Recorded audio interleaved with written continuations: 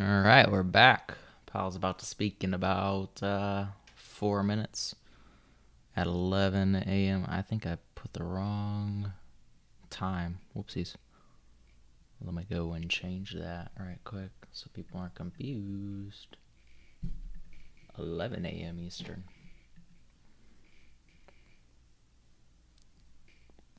But yeah, Powell's going to be speaking in a community roundtable. I wonder if this is going to be like the one that I did last Thursday. That one didn't impact the market at all.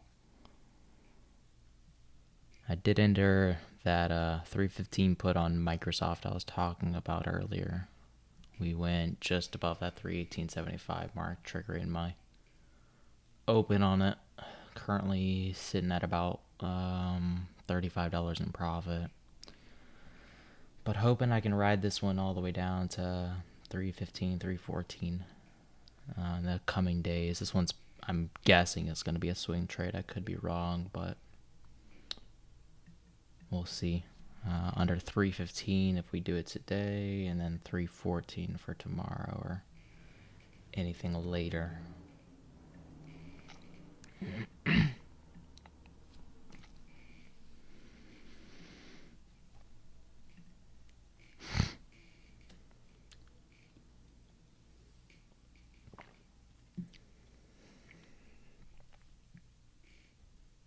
Got about 3 minutes till Powell starts this interview.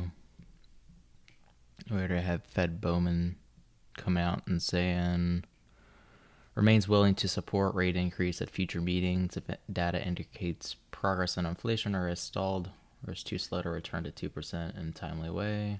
So he's in favor of continuing to raise rates one more time. Says frequency and scope of recent data revisions complicates. Yeah. I mean, that's been a problem for God knows how long. I don't know why they're just now bringing it up. The data is always super inaccurate. Always gets revised the next month. Bowman says will likely be appropriate to raise rates and hold at a restrictive level for some time. We've already kind of known that from the Fed's SEP, or the Summary of Economic Projections, so that's not news. Inflation remains too high, sees risk that energy prices could reverse some of the recent progress. So pointing out a lot of the obvious, we did have Bill Ackman coming out and speaking about something new that he's created. We might review that after old Powell speaks. How can you get better at options? Be very good at just be very disciplined, I would say. That's the best thing. Always stick to your stops because you really never know. Nobody really knows which way the stock market's going to go. So always have your stops in place and make the most out of your wins if you can. But lately with the market, the way it's been trading, it's very hard to take advantage of big trades. Right now, the markets have been just choppy for the past couple of weeks. So in this kind of market where it's headed down for most days, I would have tighter stops, tighter take profits, and then if you are going up, like you were seeing before this recent volatility back in late August, that's when you can be a little bit more lenient with your stops and your take profits, I would say.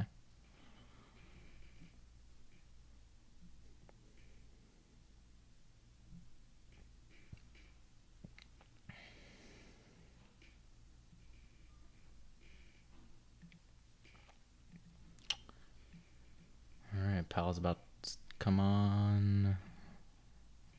Not yet.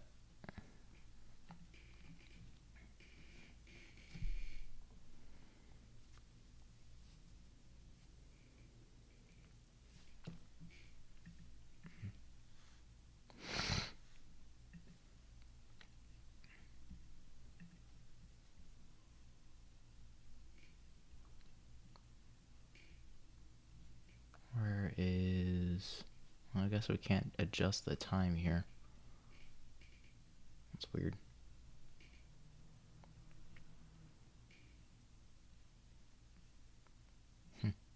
Okay. Well, yeah, Powell should be speaking in the next couple of minutes at the community roundtable. Make sure we have our audio on the right place. Yep.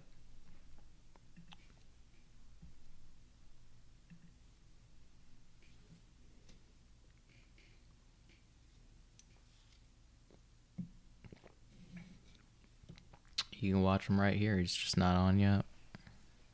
I'll send the link if you want to use that instead, though. Here we are.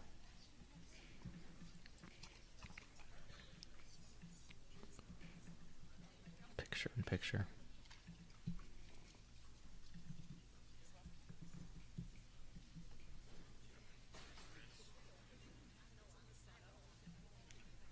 Cut my mic now.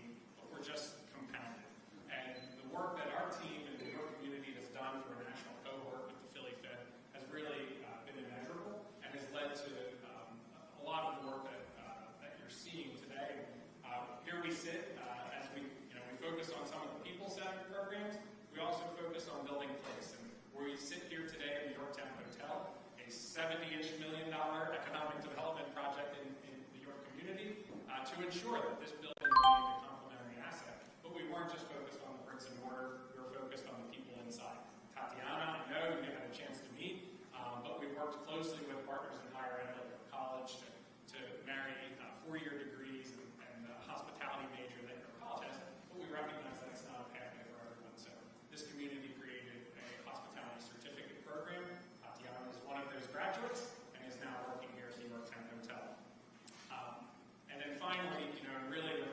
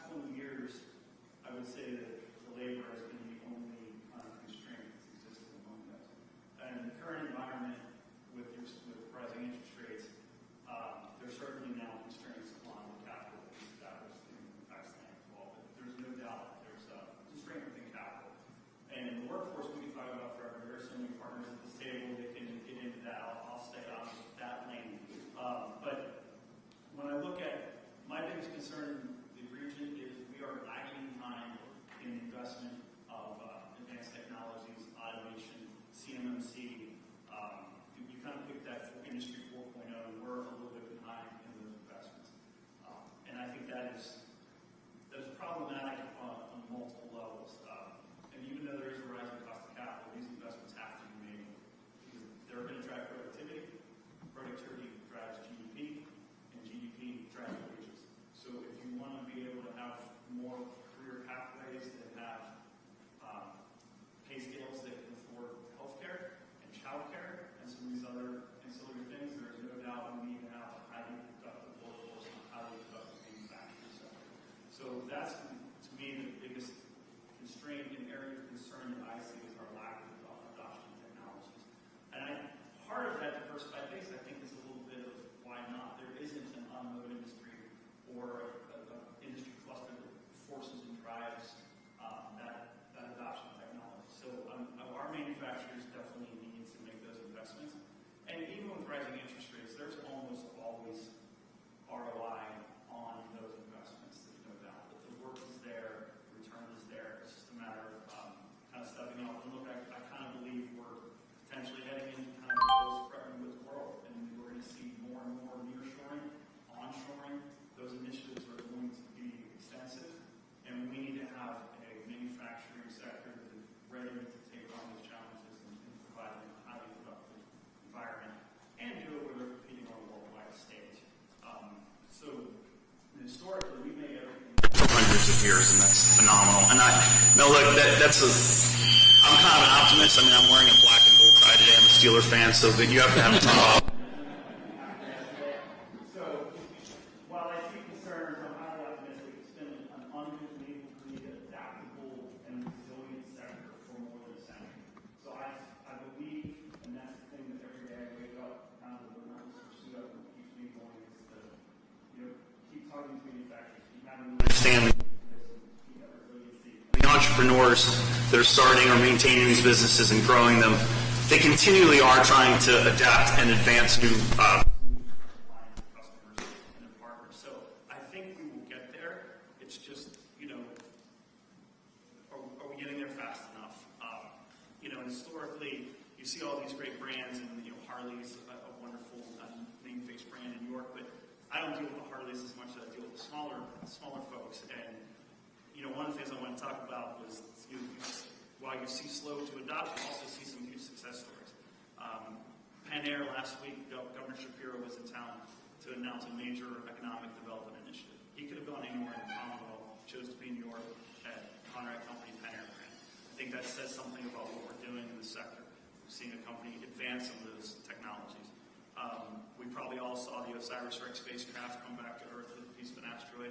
That heat shield was made in Denver, PA, at Weaver Industries. So you see us in all of the York wall coverings, a couple blocks from here. Been around since 1895. It's a company that's adapted to new fads, new technologies, new customer bases for over 125 plus years, and I think they'll continue to do so. Joseph Machine Company down the street is working with Tesla. So there's a company that no one would know unless they drove in the parking lot. They exist, and yet they are a critical partner in the transition to the electronic vehicle renaissance that's occurring in the country. So we have a ton of success stories. I want those to be the norm across the sector, and I think the number one place we can get there, in spite of a higher cost of capital environment, is making those investments in technologies that's going to drive productivity and drive your companies forward in the manufacturing sector.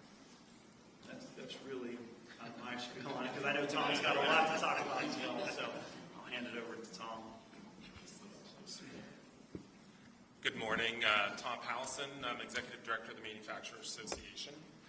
We're headquartered here in New York, but we do cover what's called South Central Pennsylvania. We have about 450 members, which equates to about 100,000 employees that are part of those areas. So, as Bruce said, this region is highly diverse from an economic perspective in manufacturing, but also in a structure as well. So we have a ton of Harley-Davidsons, Hershey Foods, Johnson Controls, BAE Systems, but we also have machine shops like Billet Industries that supplies the submarine industrial base, and Tooling Dynamics,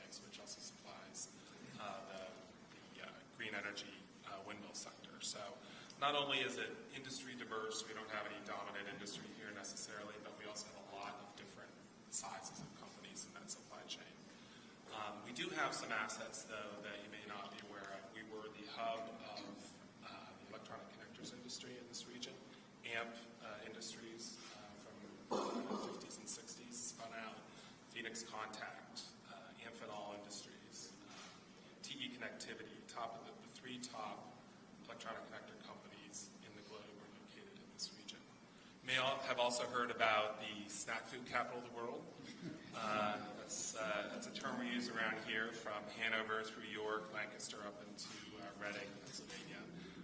Campbell Snacks, Utz, the Hershey Company, Turkey Hill, Wolfgang Candies, it goes on and on. It's a really growth sector in this region, and it's weathered the pandemic and up and down the economy very well. So, a couple other things from a historical perspective. As I said, we're part of the association. We were born here in 1906, kind of at the early ages of the industrial sector.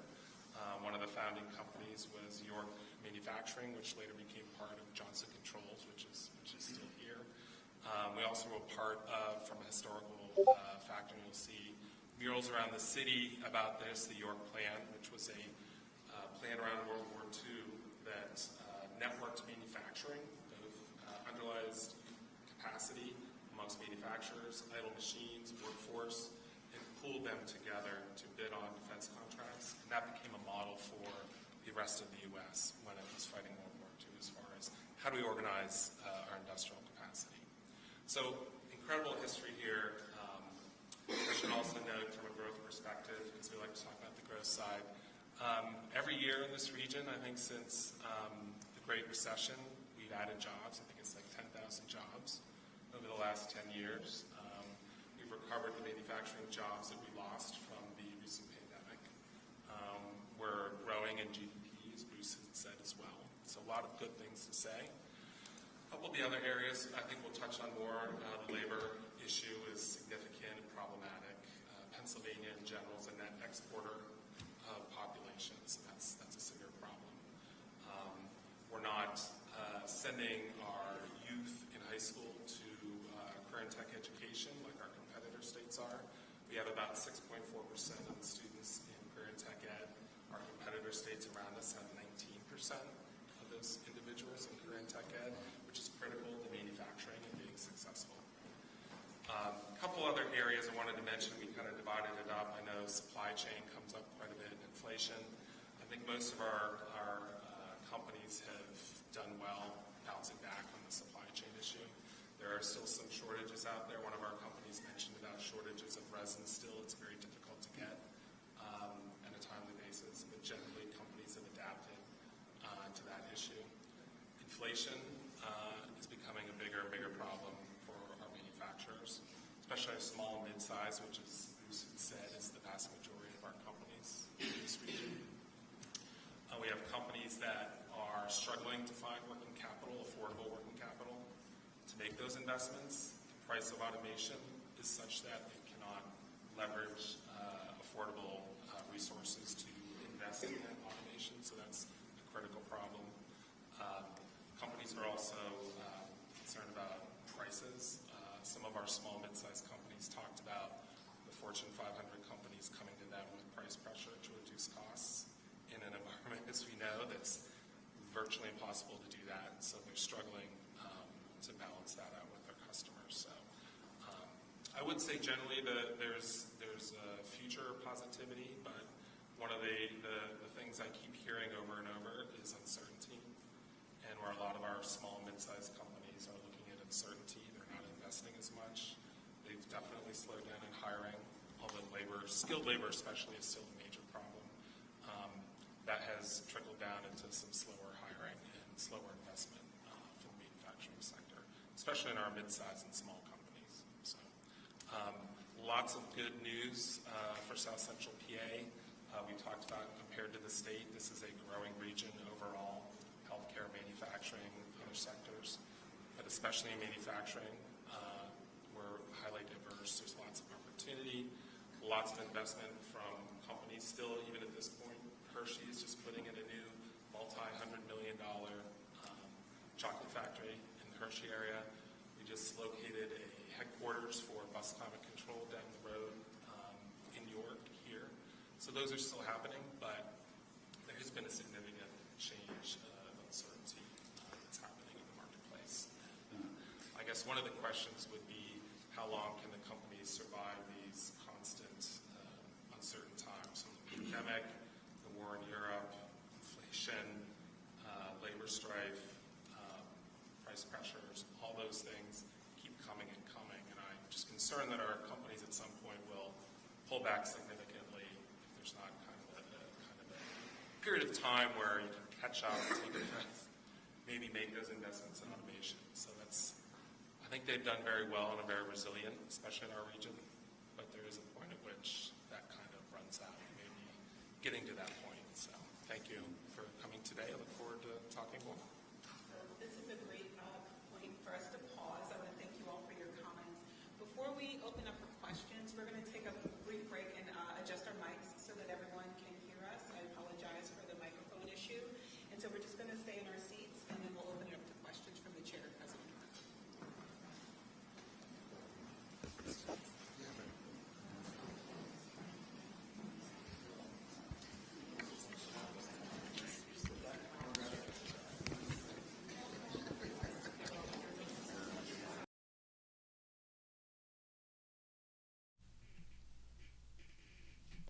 Yeah, so none of their mics were working very well, so now they're working on fixing it. Looking at Apple right now, support at 173.50. Looking to take profit over 175 for a 175 call expiring this week. Looks like it's got the momentum going for it, but having trouble staying too far above 174 right now.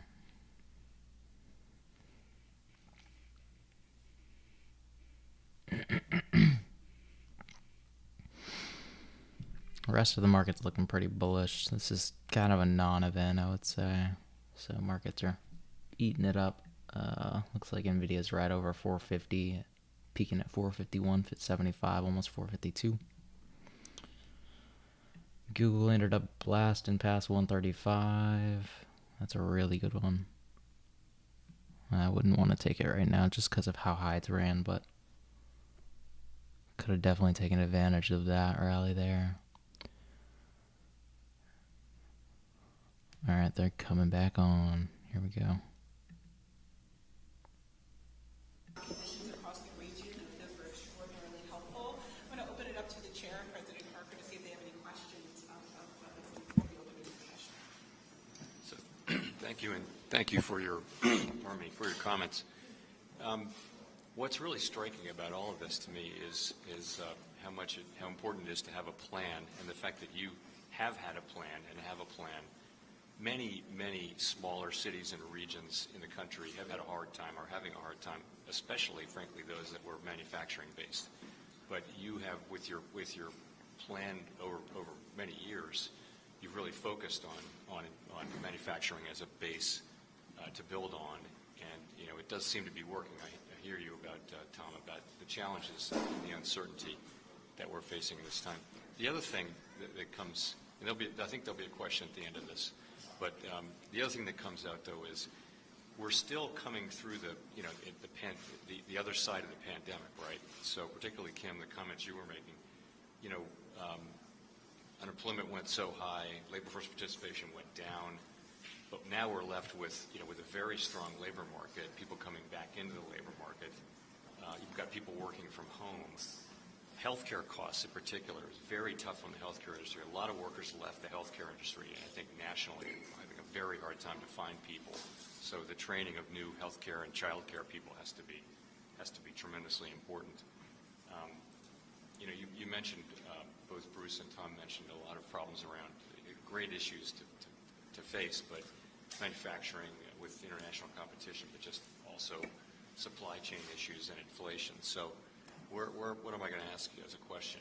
I appreciated your comments, and I wonder it feels like your plan enabled you to come through COVID better than you otherwise would have. You know, that you actually have a plan in place, and that's what's very striking to me. I'll just open it for reactions to that. I think it absolutely did, Chairman. And I think the other benefit that had was we had a plan in place when funding streams like CARES and Rescue came available. So we could immediately put to good use those dollars, get them out the door quick to those who most needed it. But it really did position the community well to leverage those dollars, utilize them, strategically deploy them, and then be in position now, you know, even a couple years later, to start seeing other funding sources come available, things like whether it has been Bloom or Fiber. It put us in position to capitalize upon them, and unquestionably it has put us in a better position today, a couple years hence, to also then, you know, not only continue the work that we're doing, but focus on the next challenges like the housing sector or childcare. So continue that, you know, kind of collaborative and data rich. I don't want to necessarily punt, but I also think, Tom, the work that the manufacturing community has done now for the federal TIDE program, you know, having these plans in place and aligning all of our community partners and resources together has now put us in position to secure a very important federal designation as well.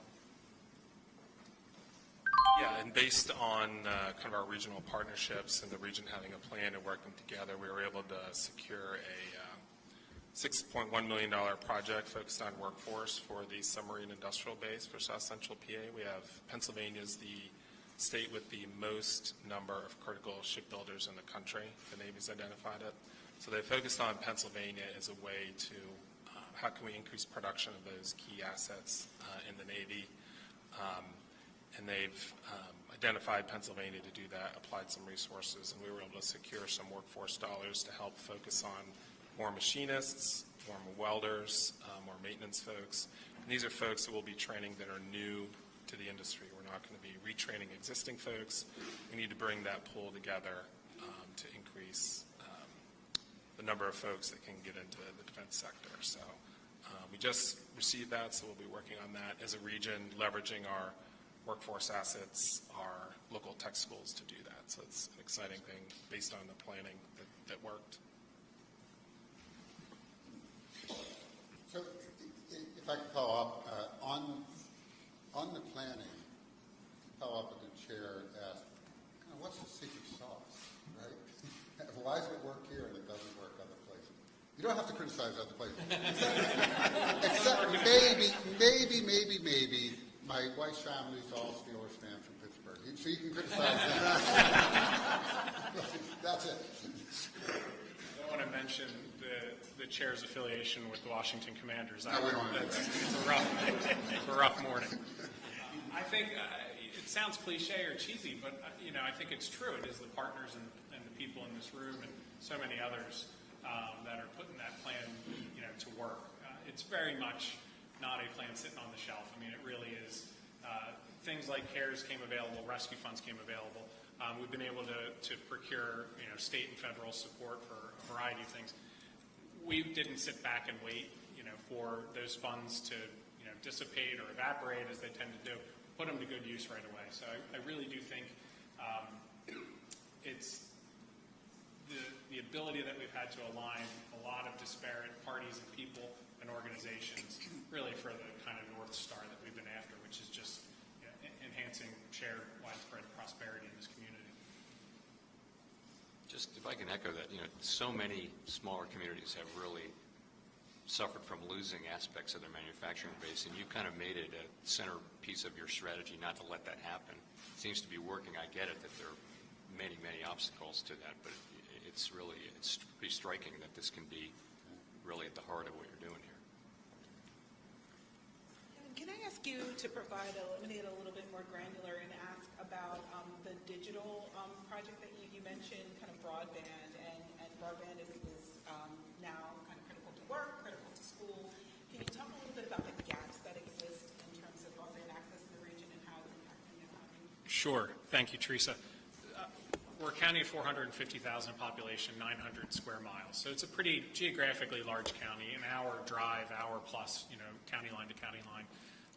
In 2020, when we were doing our economic plan, CARES funding became available. We, with support of our county government, were able to do a countywide connectivity study to really lend data to anecdote, right? We know if you're driving around and you lose cell service or you're in a pocket where it doesn't necessarily have broadband, we were able to get real objective data. So there are absolutely pockets of York County and rural York County that are upwards of 70% without federally defined high-speed internet.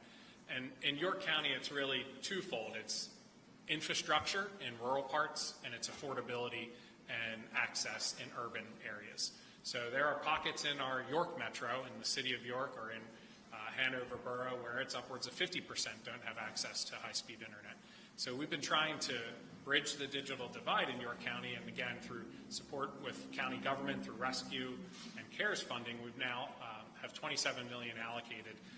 And in terms of a fun project that we didn't let sit on the shelf, we knew this existed. We did the county study with CARES funding, which was under a time crunch to spend.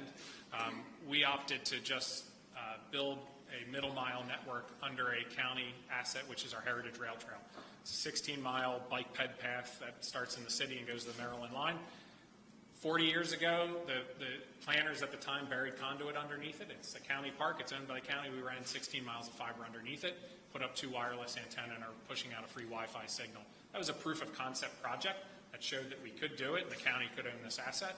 And now we're in a second phase where we're building out over 100 miles of middle mile fiber connecting parts of southern York County. So really Hanover to the Susquehanna River, Route 30 to Maryland, that the county will own, and then work with private operators to then serve as an ISP to better connect homes and businesses.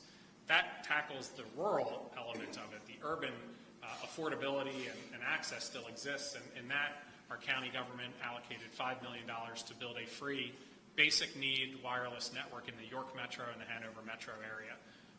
That's underway, and that'll be up and running, hopefully in 2024. So it's not the type of network that a resident in the city might stream multiple devices or binge watch on Netflix. But if you need telehealth, if you need a virtual meeting, if your child needs to do virtual learning, it's a resource. And so, again, credit to having an economic plan that said this existed, doing further study to lend objectivity to anecdote, and then having resources available and having a host of partners, community organizations, and elected leaders that said, let's invest this wisely. Thank you. Any other questions? Yeah, Kim, I was very curious about, you talked about one side of the equation on child care. Obviously, the demand is very large. But what's driving the cost? Some of it also is availability of labor. Can you speak to that? I mean, what we hear in other places is it's just hard to find child care workers. Cost, again, for the individual families, everything is driving those costs, right? The cost for goods and services just to survive as a family is part of that. And for a family to decide what they are going to pay for, I think are some of those things that come into play. The cost to run an operation, obviously, is everything.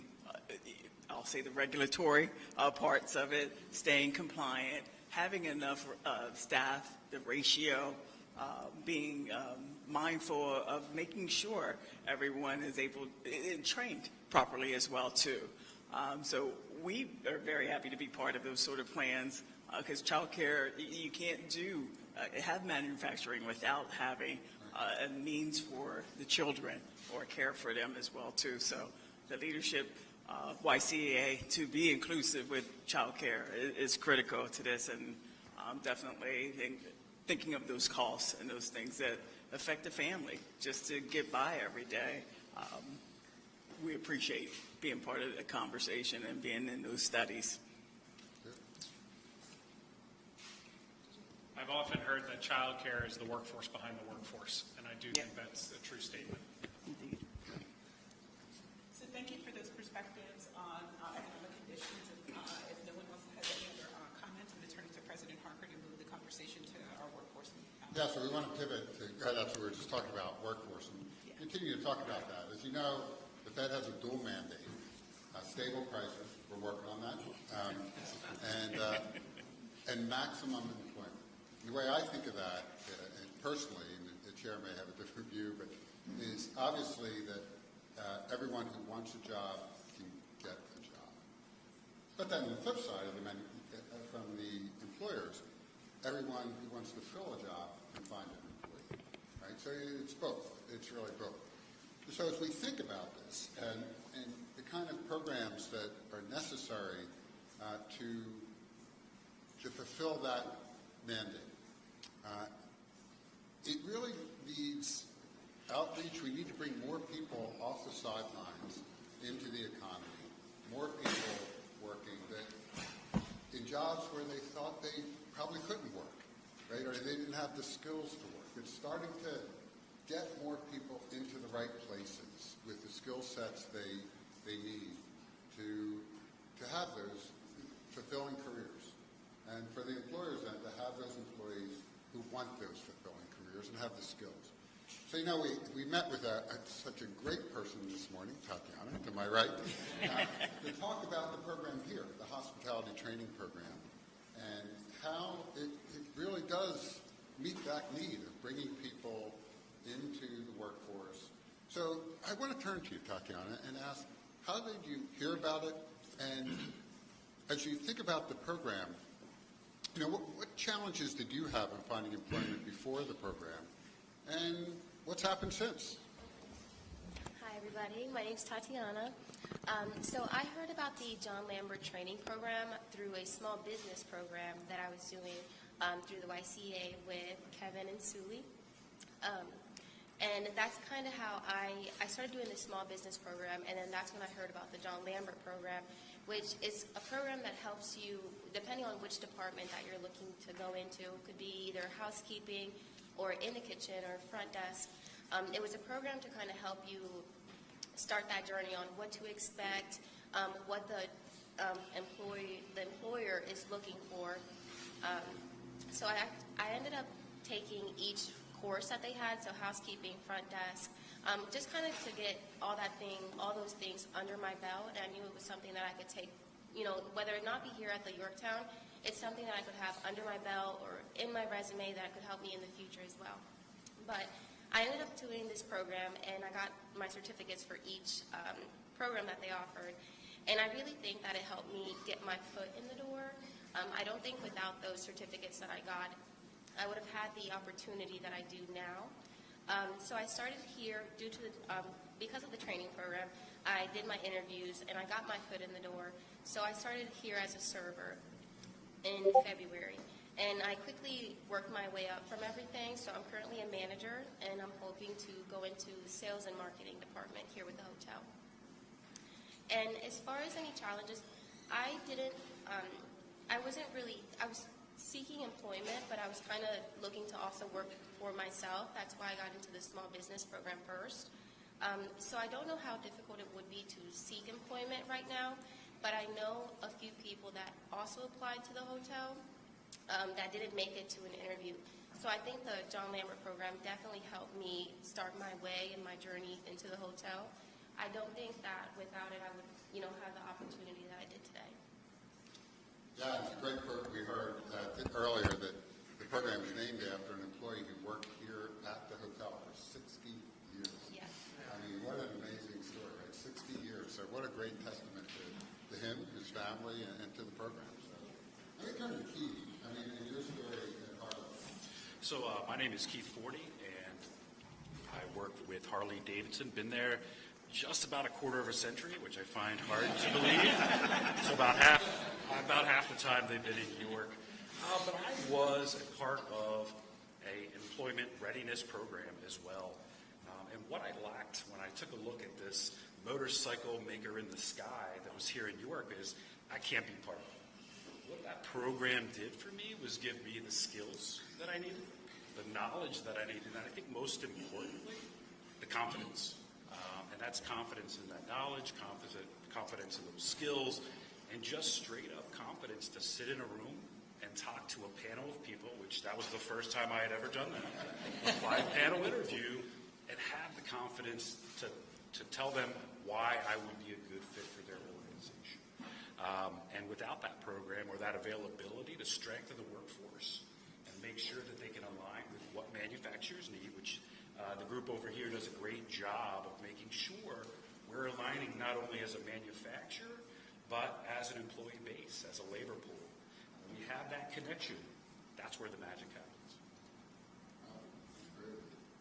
So I'm going to pivot to Jesse to talk a little bit about your work and what you're hearing and seeing with respect to workforce. Yeah. Thank you for the opportunity to share. We welcome you to York. We're proud of our community. And before I jump into the workforce, I just have to say, that's probably one of the things I'm most proud about is the collaborative nature of everyone around this room. And it truly is what makes this community so strong. We're transcending the real partisan fault lines that can divide us. Eagles, Steelers, Commanders. If we can get past that, we can do anything, right? But Harley, we have amazing training programs here at Yorktown. We've got community-based organizations in higher education and the business community. We were talking to President Harker before. What are the things that if a community can transcend, we can do some really great work? And it's getting past the two barriers of who gets the money and who gets the credit. And I think this community, I've been really proud around. It's not fighting for the money or the credit. It really is truly collaborative. I think, in talking about the workforce, I think the underlying element in the dual mandate that you all have is that full employment. And it's been well documented that one of the biggest barriers that we're facing right now, one of the key issues that most businesses are facing, both here in South Central Pennsylvania and across the country, is a lack of workforce, right? So as the CEO of the Workforce Development Board that serves an 8-county region here, which includes York, but also 7 other counties, it is our goal to invest in, evaluate, and advance high-impact workforce programs that drive economic mobility. We envision that this region can be a place where the opportunity for prosperity and growth exists for all people, both for job seekers and businesses. And so part of what we do as a workforce board is we're looking at those individuals who are on the sidelines. Right? Let's carry the NFL metaphor a little bit. Right? It's somebody who is not in the labor force. They're on the sidelines. They got their helmet, their pads ready to go, and they want to get into the game. So the Workforce Development Board, our mandate is to get those individuals the skills, knowledge, training, and education to get into the workforce to be productive members of our growing economic community. So what are some of the barriers that we see? As it's been well documented, the demographic droughts are difficult to reverse. An aging population across the country, low birth rates. Quick anecdote, this is my first day back from paternity leave. We just welcomed our 4th child a couple weeks ago. So we are doing our best to keep those birth rates as high as we possibly can, but it's going to take more than one family, right? So these are structural problems that are going to be challenging for us to navigate. So in a world in which there are structural limitations to the size of the workforce, that really is, not to borrow the term, but it's lower for longer in terms of the number of people in the workforce. How do we make that workforce more productive? And so the biggest barriers that we see is that really this should be a golden age for workers. When we consider that there are often more jobs available than there are available workforce, we're seeing that with rising wage pressure. This should be a golden age for workers. And so what is motivating workers, both here in New York and across the state and the country, is really pay, pathways, and purpose. And I would probably add a 4th one in there, the ability to pivot. So pay. What are the wages and what are the opportunity occupations, such as manufacturing and healthcare, that will be able to support my family, right? The family-sustaining wages. So we use a lot of that family-sustaining wage in MIT's living wage data to say, are these opportunity occupations that will really help workers find pay? Pathways. For some of our higher education folks, if we have a college graduate coming up in May, what's the likelihood that recent college graduate will need no more training, education, or professional development over the next 40 years of their career, right? 0, right? So we need the opportunity to build really strong pathways. One thing that includes is the agility to be able to move and be nimble as there are changes in the labor market. I was thinking about, Bruce and Tom, your comments about manufacturing, 4.0 industry. how much will manufacturing change over the next 5, 10, 15 years with AI, automation, robotics? We need the pathways with our higher education and post-secondary partners to be able to build the agility into those pathways. And then purpose, right? Workers want to be a part of something bigger than to just be a cog in the wheel, right? I think about Harley and the incredible impact it's had on the community. So pay, pathways, purpose, and then that ability to pivot, right? To be able, over the next 40 years, to get the skills, knowledge, and ability to adapt with the changing times. Two other real quick comments here is, one of the things that we see is that, and we've noticed this, a barrier with workforce development, is that there's this unfortunate dichotomy of either college or career, right? And we see this with higher education, I'm sure, seen this significantly, but even in parents and guardians, so this idea of my kid's going to college and that's the only pathway, right? It was 13th grade for me, that was just the next logical step, though I didn't know there were other options. But I would like to say that if we as a community can look at that, instead of college or career, it's college and, right? The ability to source a skilled talent workforce, both through bachelor's degrees and in what we would call skilled through alternative routes, or STARS. And this is an acronym that Opportunity at Work, which is a great organization, has really piloted. The skilled through alternative routes, apprenticeships, on-the-job training, co-op programs, career and technical education. There are many ways that we need to build a skilled workforce in alternative routes from bachelor's degrees. I'm the beneficiary of a bachelor's degree. I think many of us here are in this room. But in order for us to solve the underlying problem of not enough workers, we need to source this through alternative routes. Last thing I would say is we have some great industry partnership programs here. Tom and I have been working together for 7 or 8 years on a number of industry partnership programs, grant funded through the state, where we put employers at the center of the table, so to speak, and let employers drive the conversation around what they need, what's valuable, and what the skills, knowledge, and training is really valued in the market today. Then the economic development, workforce development boards, and higher education respond with that demand-driven approach. And I think that's a real best practice that we've done a great job of here in this region, and I think it's replicable across the country, to put employers at the center instead of the train and hope that those graduates can perform in the market. It's putting those employers at the table and saying, this is where we need to invest. So there's a lot there. I'm really excited, and I love your optimism, Bruce, about this region. My wife and I are transplants here. We moved here 12 years ago. We're just up north the road on 83 a little bit. This is home. This is a great place to live. It's a great place to work. It's a great place to raise a family. Great institutions, great businesses, low cost of living.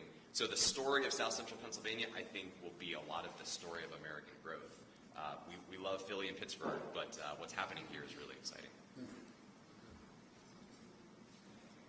Yeah, absolutely. So at this point, speaking of higher education and our friends at Harley, Demetra, David, and Tom are going to talk a little bit about some of the ecosystem that we've built here, a great group of partners, including our business community, that's so instrumental in driving this conversation. Hello, Demetra Middleton. I'm Harley Davidson, York Final Vehicle Operations Plant. We actually just celebrated 50 years here in York. And so again, excited to be at the table and have these partnerships with the various organizations here. I just moved here in 2019, so I'm not originally from York, but I found that York is a great place to live, work, and play, and a lot of it was that initial connection we made with York County Economic Alliance Council. So a few things that we've been able to partner with them for example, the job fairs. We participated in several of our job fairs at the York Revolution Stadium. We've been able to communicate that, again, Harley Davidson, it's a brand name that everyone knows. We make the world's most desirable motorcycles. Everyone wants one, right? But a lot of people don't realize that some things we've done to respond to the market is you only have to have a high school diploma or GED or 1 year work experience anywhere. We will train you as a production technician employee. We have a 3-shift operation.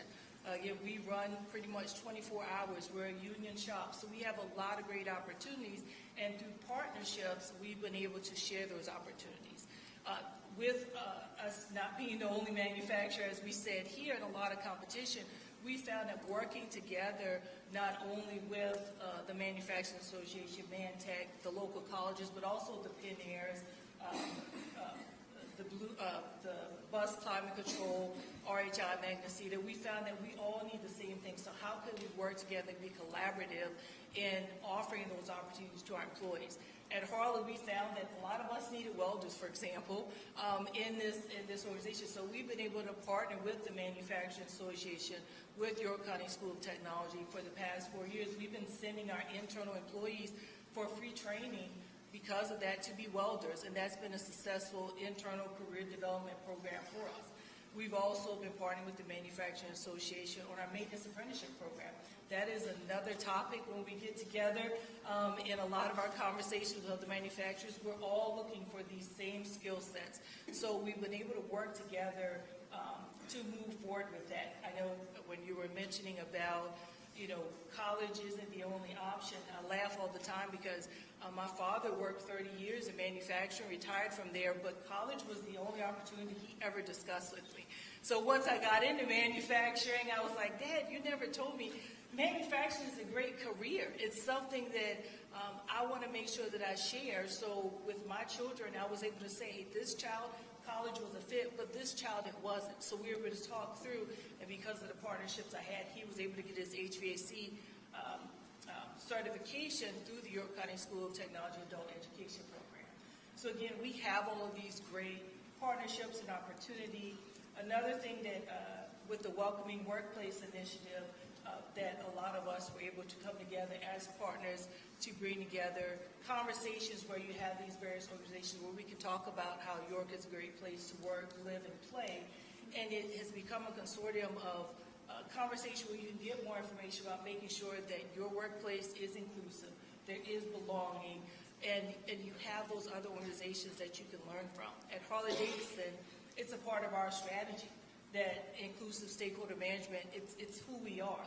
But I'm still able to talk to Epinier, to Bus Climate Control, RHI Magnesita, to find out what are they offering, and businesses of all sizes have that opportunity where we can collaborate through the Welcoming Workplace Initiative. Some of the barriers I'll just add that, again, has been a great partnership for us. Partnering with York County Economic Alliance, we currently have a child care survey that we're doing, and I work closely with the YWCA as well. And so that has been a challenge. I know WellSpan has the same challenges when you have a 3-shift operation. 3rd shift childcare is a big thing. And so we've been able to work together to try to figure out, okay, what can we find out what York needs as a community, and how can we work together to support it, because Harley-Davidson is a big name, but we can't do it by ourselves. So we need those partnerships. Same thing with transportation. That's another big one for us. We've been able to work to talk about what are some transportation options for our employees in the workforce.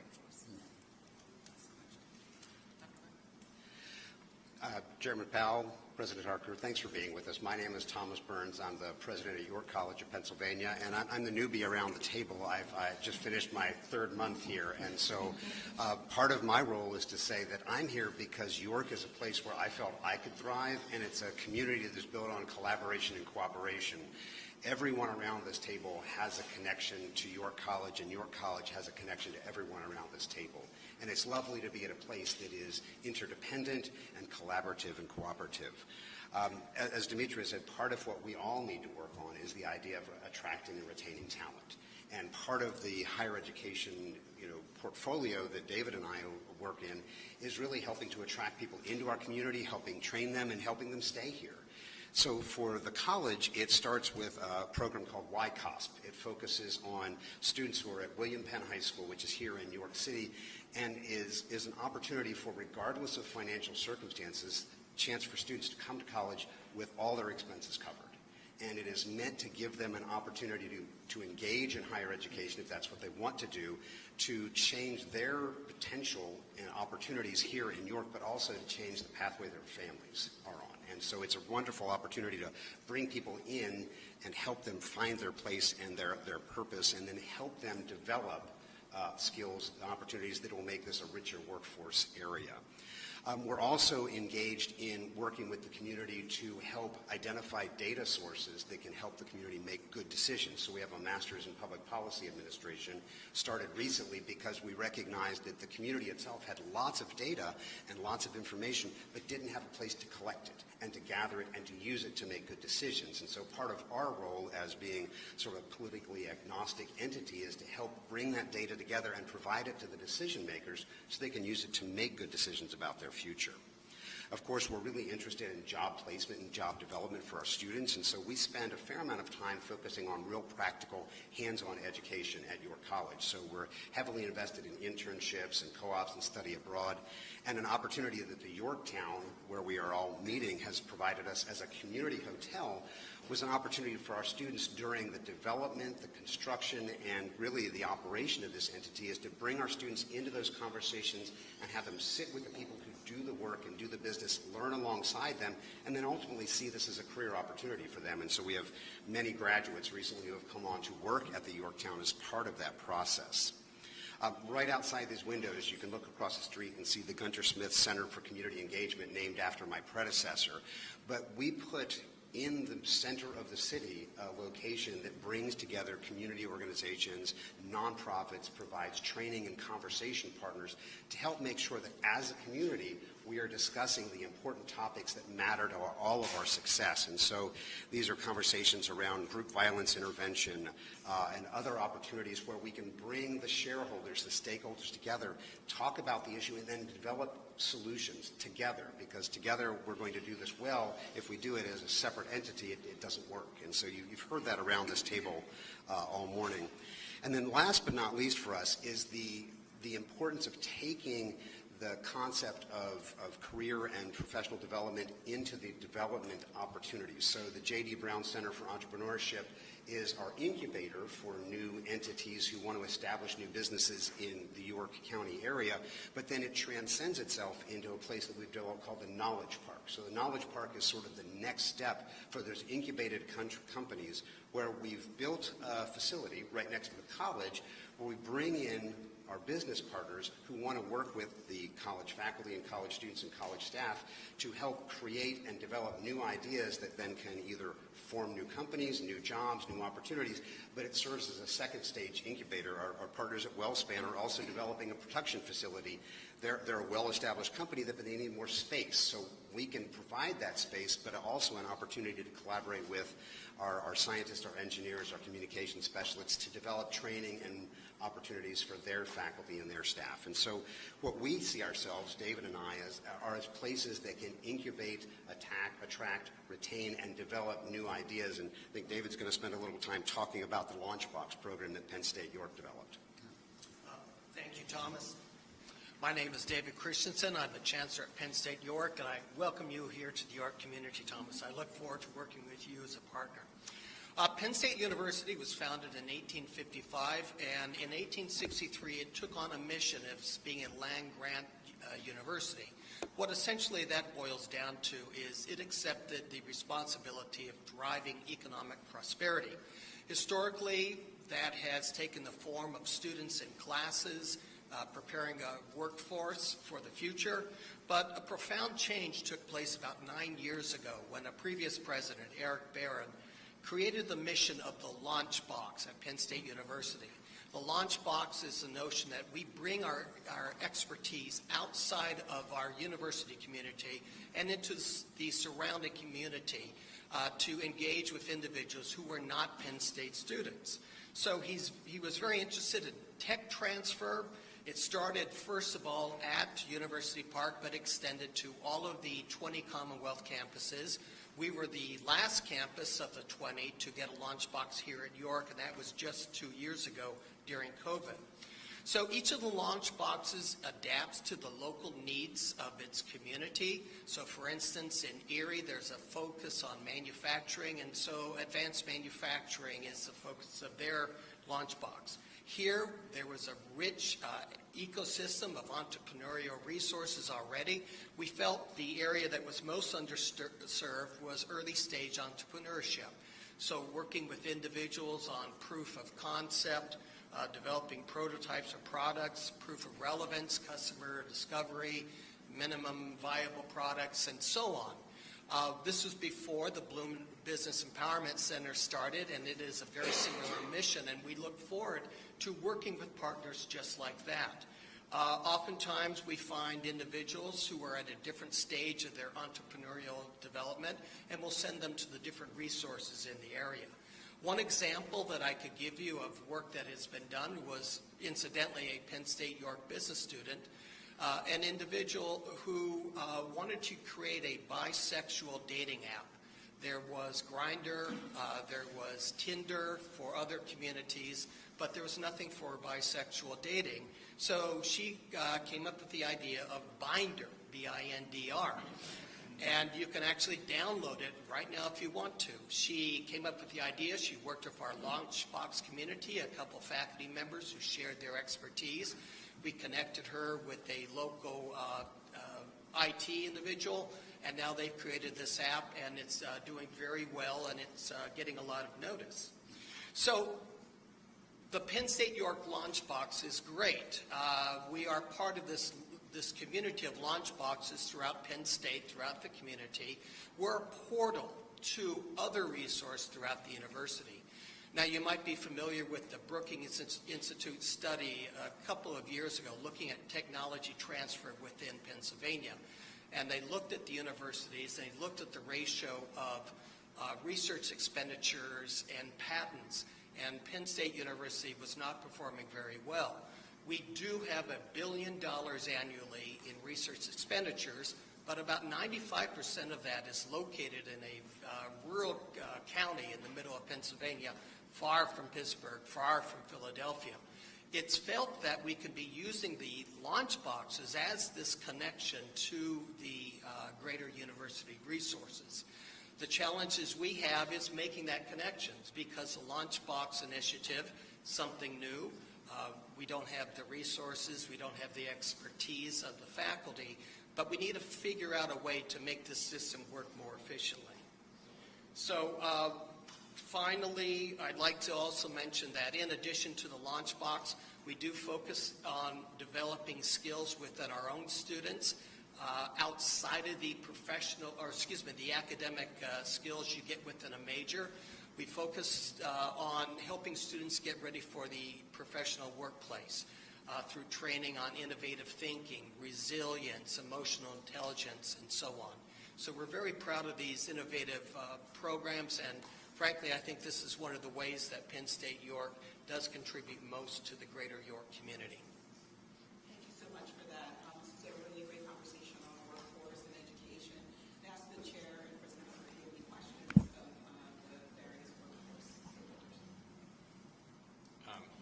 Once again, I find myself wanting to comment, so this it's really the word that comes to mind is mindful. How mindful all of this is. You know, the focus on developing people and developing opportunities for them. Jesse, you pointed out that should be a great time to be an employee here. We have 1.5 job openings for every unemployed person. We have what appears to be a structural labor shortage and lots of opportunity. So our main part in all of this is what we all desire at the Fed is a sustained period of strong labor market conditions. When you have the record is clear, a long period of sustained labor market conditions, lots of good things happen. You get real wage increases. You also get things like broadly over the country, people are looking to find more people and getting them into the labor market, including visiting prisons and starting to work with people a year before they get out. So, and actually it turns out that as an expansion gets longer and longer, more and more of the wage gains actually go to people at the lower end of the wage spectrum. So these are really beneficial things. To have that, though, the record is also clear that we need price stability. Price stability is just a critical piece of bedrock for the overall economy over the years. So, and that's why we're very focused on restoring price stability and then having it over a long period.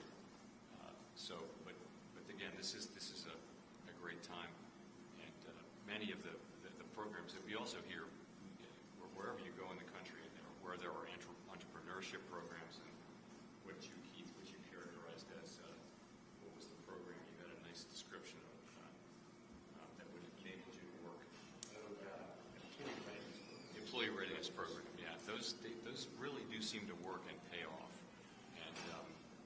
this is a message that obviously it seems you and York have gotten long ago, and so it's very encouraging. Yeah, I would just add to that, I think about the collaboration you have that you're describing. You wonder, it's very difficult in very large cities to do this. Small cities don't have scale. You seem to have kind of a sweet spot. Am I seeing that right? Yes. It's unusual. I mean, you're just about the right size, right? You're that one bed in the story. But it's just about the right size where you know each other and you can work together. Whereas in larger urban areas, it's a little complicated. That's really struck. The point Keith made earlier about just being aware that he could get a job at a brand corporation like Harley Davidson. Jesse, can you talk a little bit about how city residents become aware of some of the programming opportunities, some of the job opportunities in manufacturing? Like, what's that connection point for a typical worker? Yeah, how do you break down that view that these are not jobs I want my child to have? Yeah, that's a great question too. Just to answer that real quickly, so this is anecdotal, but I think over the past 10 or 15 years, we've seen a market change. That pendulum was swinging to four-year degree and or bust. And I think it has to some degree, and I'm going to room for some confirmation, that I think it's come back to at least a little bit of a stasis around there are other ways. I still think that the sensibilities and the dichotomy, I think, of parents who want four-year degrees is still a hard thing to break. With regards to job seekers across York City and York County, I think it really does take a productive network of businesses and community-based organizations, economic development and workforce development boards to be out in the community. So for instance, the workforce development boards are authorized under the Workforce Investment and Opportunity Act to run American Job Centers. Historically, we have just had American Job Centers in one building and say, job seekers come to us. For the past couple years, I think it was motivated a lot by the pandemic. It's let's build community access points in 24 or so places across York City, in rural areas, and let's go to where the job seekers are. And one thing I'll say is that when we talk about those that are on the sidelines, another demographic that we keep our eye on is the ALICE population, right? The asset limited, income constrained, the employed. Well, if those individuals are working, they probably aren't going to come to our American Job Center during 9 to 5. So we need to, it's prohibitive for us to say, just come to us 9 to 5 in this building. We need to be out and build community access points at health centers. We need to be doing on-the-job training at manufacturing facilities. We need to be doing English as second language workshops and courses on business premises. So we need to be out in the community more to make sure that we're serving that ALICE demographic and those that are on the sidelines. So I think to that point, we can't just sit in one place and hope people come to us. It needs to be out in the community. So last area we want to pivot to, I want to be cognizant of the time, is really around access to capital. This came up in a couple of places, access to capital. The Fed has been really grateful for the work we've been able to do with all of you through our 2021 Rock Cohort program in working on this issue. And I know, David, you mentioned Floyd's work at the Boone Business Empowerment Center. So could you share some of the work you're doing there and some of the exciting things about the CDFI? Sure. Thank you again for the opportunity. And as you mentioned, really, we are so thankful for the relationship with the Federal Reserve Banks and the opportunity to be part of the Reinventing Our Communities initiative in 2021 focused on small business recovery. And we were so amazed and we took so much from that program that we applied again in 2022 on the workforce initiatives. So we're going for the punch card effect. So hopefully the next one will be continuing the relationship. You get that one free. Okay, thank you. Thank you. But really the opportunity to be part of that program and connect with communities across the country that are similar in size, similar challenges, really be able to share some of those best practices and establish the relationships where at any point, really the sense of camaraderie and as we're all talking about today, collaboration, it's not just in York, it's not just in central Pennsylvania, but across our country and really supporting to drive that economic change. So through the Rock Cohort in 2021, which coincided with the implementation of our county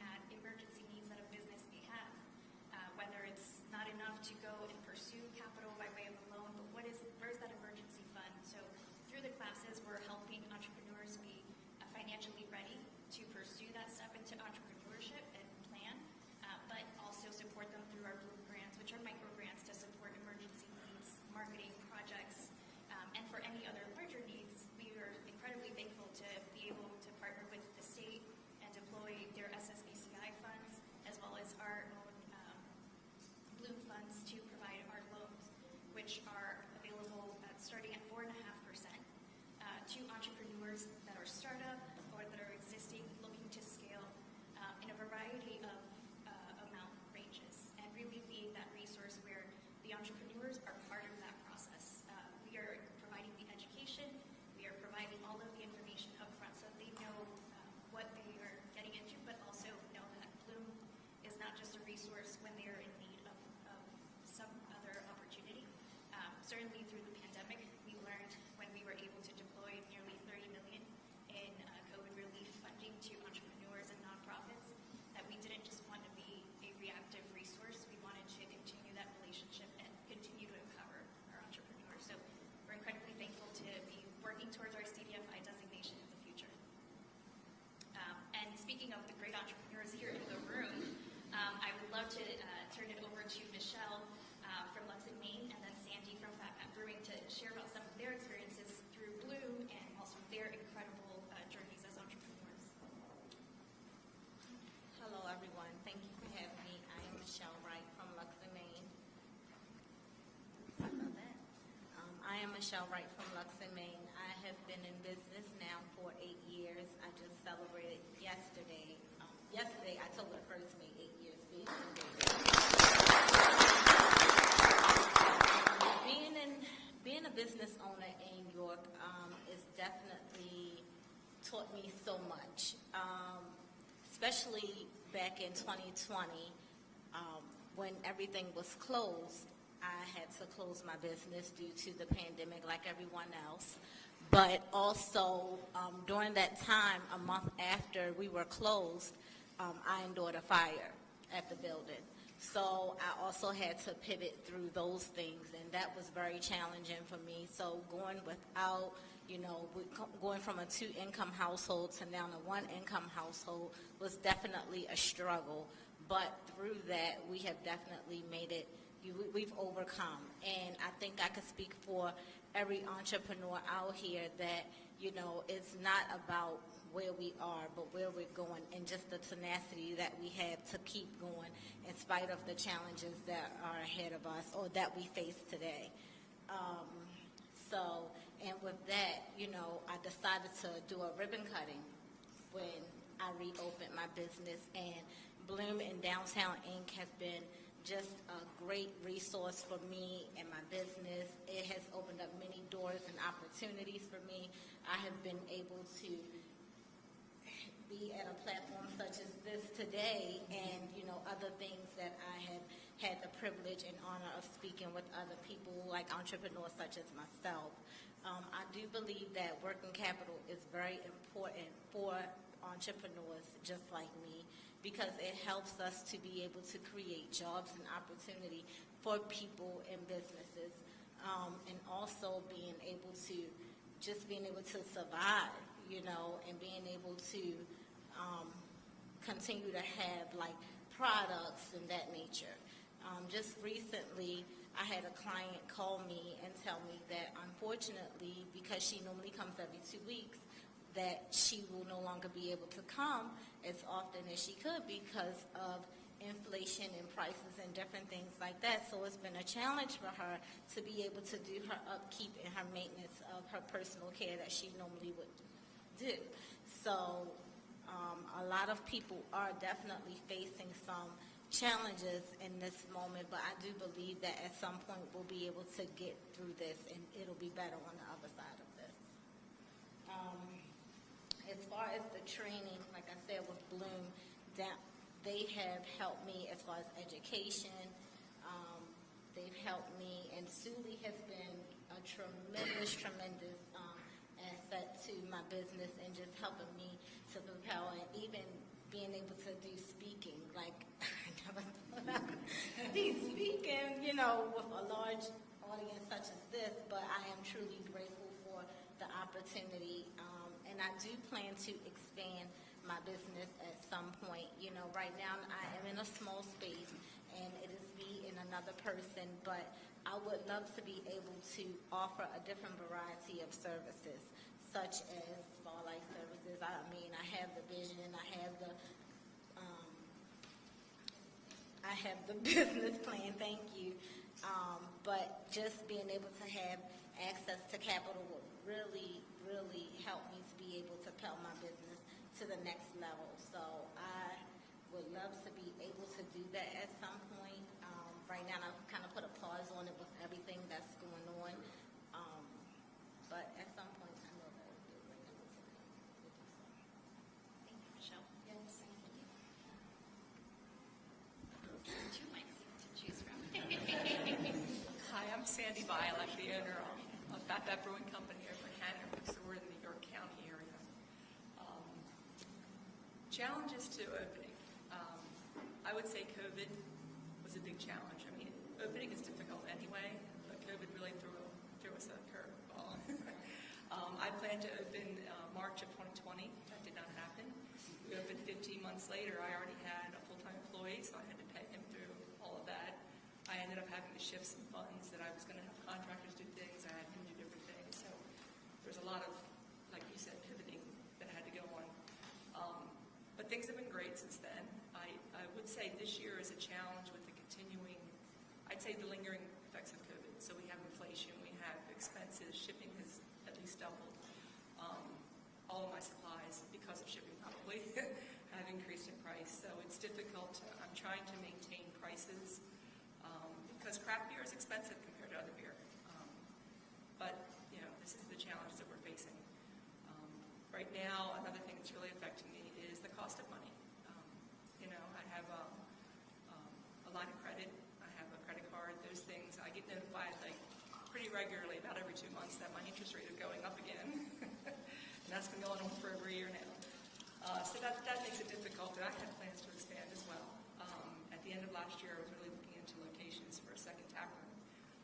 But I really pulled back those plans and just hunkering down and sticking with this location and trying to build the business there. I do still plan on looking for another opportunity in the future, but just not right now. I did get some help from the Bloom grants. That was very helpful. It allowed me to increase my customer base. Hanover is looking to be a trail town, and we are very near where the trail will come into Hanover. So I had, as part of the grant money, I used it to get a bike repair station because we have a lot of bikers that use the trails, and it's right behind our building. It's attractive, and we have it on Google Maps, and you can see where it is, and we have a lot of use. Even without the trail connected yet, we have a lot of people using it, which is really nice. And I also used it to get a stair lift. We have a rental space below our tap room, and there was a half a flight of stairs that handicapped or elderly people could not get down. So we got a stair lift, which is great. Now just one person can help people go down the steps, and it's worked out very nicely. But yeah, I'm glad that all the support is here in York County, and looking forward to the future. Because after the inflation and the rough times, and the good times come, right? That's what we're waiting for.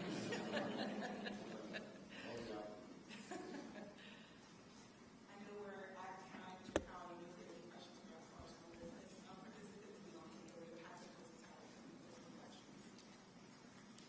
Thank you for another round of really inspiring comments. Yeah, and I'll just, I know we're at time, and I know you got to get back running businesses. And figuring out workforce solutions and childcare. Really, I just appreciate you taking all the time here today.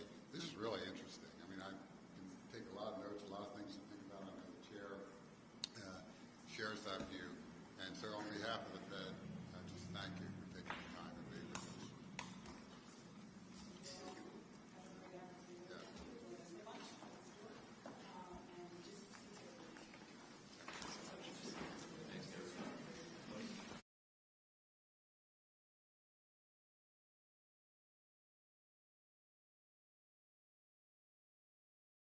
All right, so that was a whole lot of nothing important. Markets have just been kind of trading flat. Some stocks have pulled down. Nvidia, namely, coming down from 452 all the way down to 447, just below the demand zone at 447.5.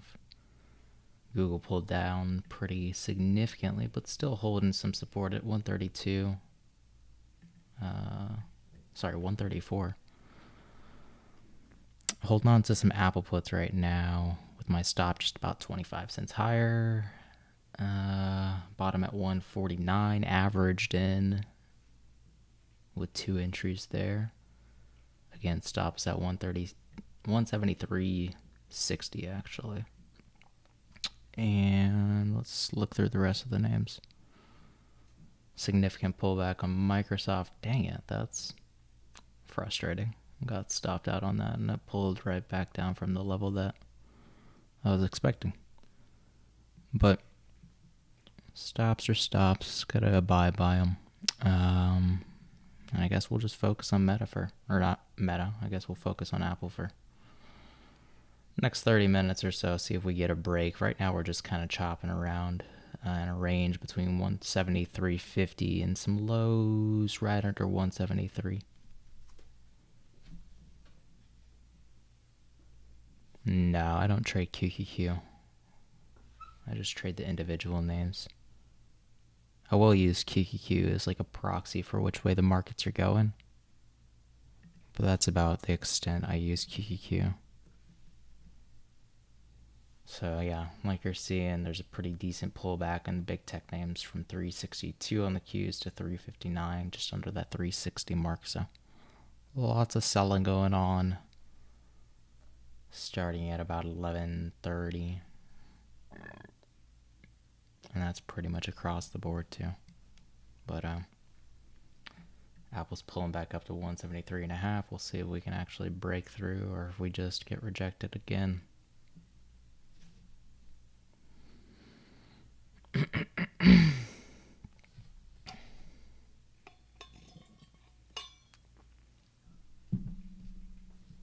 Make sure that my mic is on. Yeah, we're good.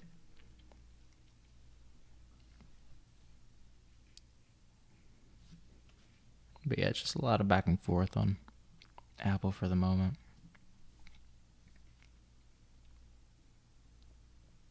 What's one tech stock that I should think of? So I have a list of all the big tech names that I follow. So it's just like the top 8 stocks in the market, the tech market. Nvidia, Google, Amazon, Meta, Apple, Tesla, Microsoft, and Netflix. So just all the tech mega caps. They have enough volatility to them to where you can get a decent return compared to QQQ. You'll be lucky to see QQQ moving more than like $1, $1.50, but you've seen this huge move out of Apple starting at 170.5 all the way up to 174, so like a 4-point move versus QQQ. The biggest move that it had was 357, 358 to 362. So I guess it's about the same. 358 is where it started up to 362. But yeah, usually the individual names are more volatile, so you can get higher returns out of them. That can also work against you, but that's why you have your stop losses in place. Like, I'm not going to let this go past 173.5.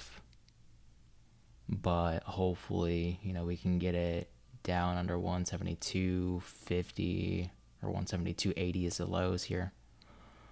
Ideally, I would want to take profit at 172. So $1.25 lower.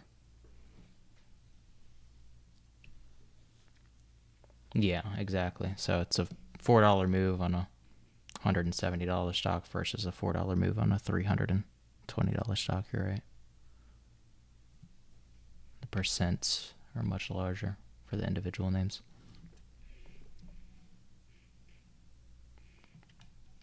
But yeah, like I said, all the big tech names, so Google, Nvidia, Apple, Microsoft, Netflix, Tesla, Amazon. Those are the only stocks that I usually trade.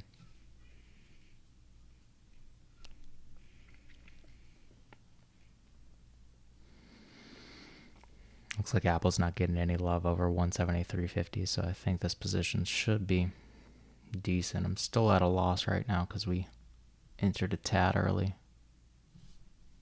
I think we entered close to like 173, and we're about 30 cents higher at the moment, so just got to give it some time.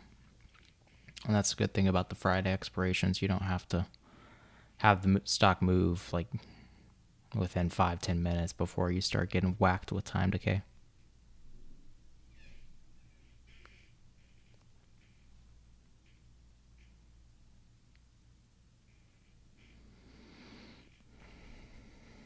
Otherwise, if I was sitting on something similar on QQQ, let's see. It's been pretty flat the last 15 minutes, right? We'll go with a typical delta for me is like 50. So like an at the money, we'll go with like a 360 call, for example, and see what the time decay on that is. Make sure we have this saved so we don't lose our spot. Yep, okay. So this started at 77 cents and it's down to 68, so it's lost about 10% of its value just from time decay. So that's why I usually stick with these Friday expirations.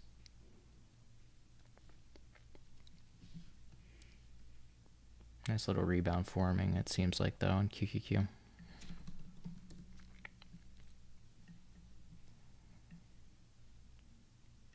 Kind of seems like the opposite's going on Apple. But haven't got the breakdown yet. Again, you want to see it under 173, 172.80, and then 172 will be the next mark. Actually, let's check this candle. 171.29 at the open, 173.18. It's about a $2 move, roughly.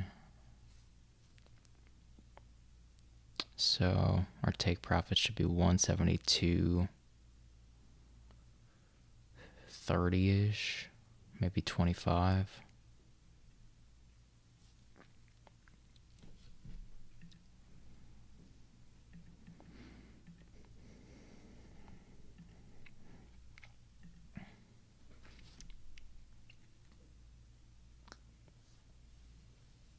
It is a bit of a stretch midday, though.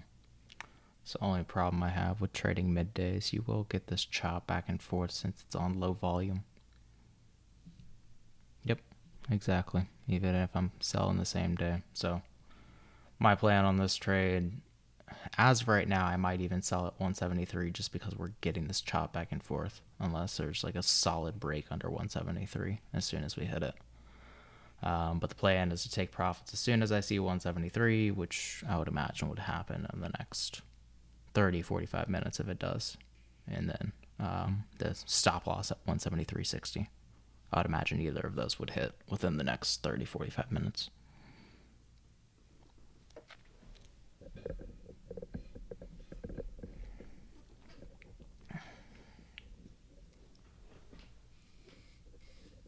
For a dividend portfolio, do I like SPY, Qs, or VOO? I think SPY would probably be your best for a dividend portfolio. I don't think there's that many QQQ companies that give out dividends. If you want income out of QQQ, what you could do is just go with QQQX.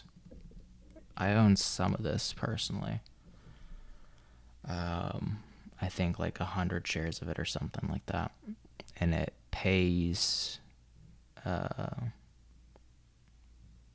forget how much it is monthly. I think it's like 8% per year. It's not a dividend. It's by selling puts and selling calls on QQQ. Or I guess selling calls on it. But yeah, that's the only one that I have in terms of any dividend. It's not really a dividend since it's a covered call fund, but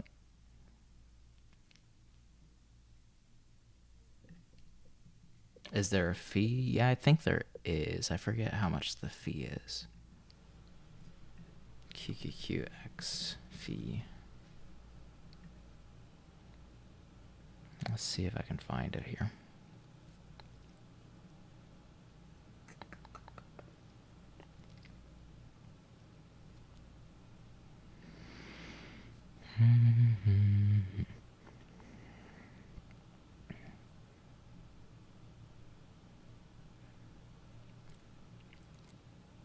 Current distribution is 42 cents for $22 stock, 2250 stock. So you're getting about 1.8% a month right now.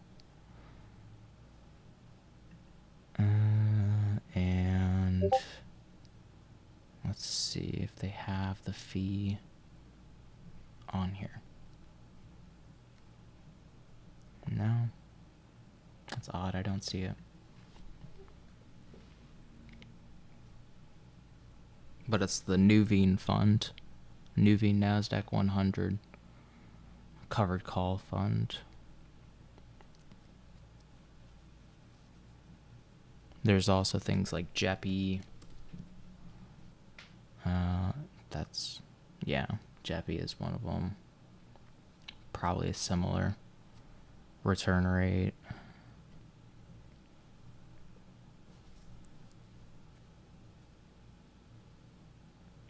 If I had one stock to suggest starting with, if you can master either Tesla or Nvidia, you can make a ton of money on those, I would say. Those will give you the biggest returns in terms of options trading, because those are definitely the most traded for options of the bunch. They're not going to move, 4 or 5% every single day, but you will get that odd day where you'll see a 5% move out of either of those stocks. Like, for example, Nvidia's up 2.5% even after dropping $6. So at one point, this was up by 4%. It's not totally unusual to see Nvidia moving that much in a single day.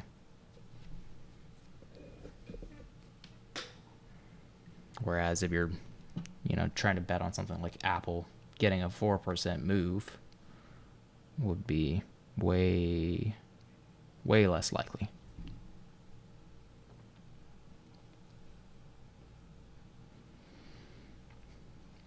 It can happen. It just happens a lot less often.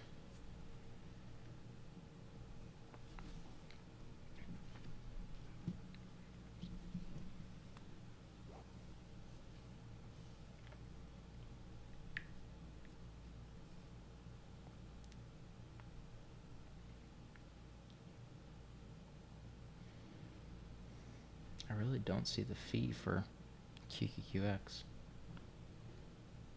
But the yield is about 9% a year.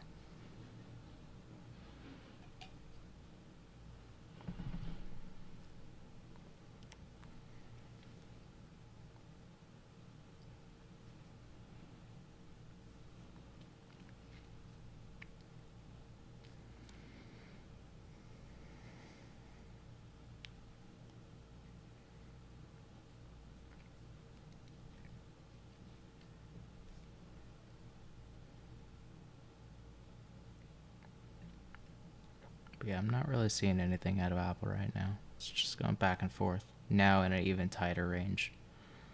173.20 to 173.40 or so. So yeah, I'm going to hop off. Still have my stop up here. 173.60. Take profit. Probably be at 173. We'll move this up. And that'll be it for me today. I'll catch y'all tomorrow at 9:30. See you, everybody.